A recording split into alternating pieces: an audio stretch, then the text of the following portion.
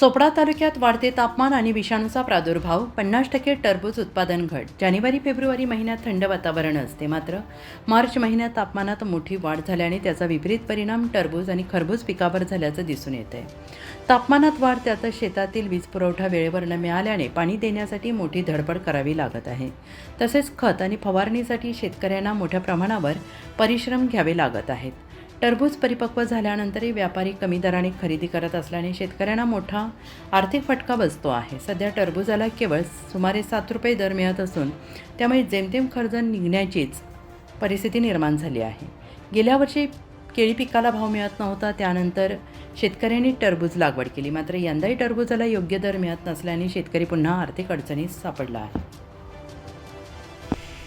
काका, आपल्या शेतामध्ये टरबूज लागवड केलेली होती, तर टरबूजवर काही उन्हाचा प्रभाव दिसून येतोय. आता मग 1 जानेवारीला लागवड केली होती. सरासरी 27 ते 28 दिवसाचे 1 महिन्याचे रोप लावलं होतं. डिसेंबरमध्ये रोप तयार झालं. ते जानेवारी फेब्रुवारी 2 महिने 10 दिवस म्हणजे 60 दिवस 65 दिवसाचे पीक येते. मग यावर्षी ऊन जास्त असल्या कारणाने त्याचा काही परिणाम? तर ते फेब्रुवारी मार्चमध्ये तापमान वाढलं आणि परत ते व्यापारी घेणारे इतर ठिकाणी माल जातो, पण ते टाईमावर म्हणजे ते 7 रुपये गेलं आहे. अच्छा, खर्च किती लागला आहे? खर्च मला कमीत कमी 1.25 ते 1,30,000 लागलेला. आणि मेहनत वेगळी. मेहनत तर वेगळी. आता माझे फक्त खर्च निघाला आहे, मेहनत तर काहीच नाही. काही फवारणी वगैरे मटेरियल खत आणि भावही काही मिळाला नाही.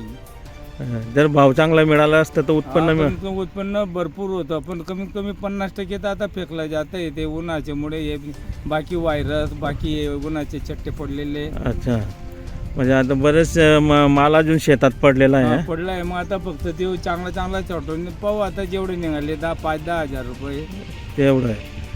म्हणजे जो आपण आपली जी अपेक्षा होती उत्पन्नाची ते पूर्ण काय झाली नाही. काय करतं आता मागच्या वर्षी केळी बी आता केळीवर टरबूज लावलं होतं. केळीसुद्धा 250-3 रुपये क्विंटल गेली आहे. आपला 250 ते 300 रुपये क्विंटल. बरोबर. आता टरबूजाने बी तसंच झालं.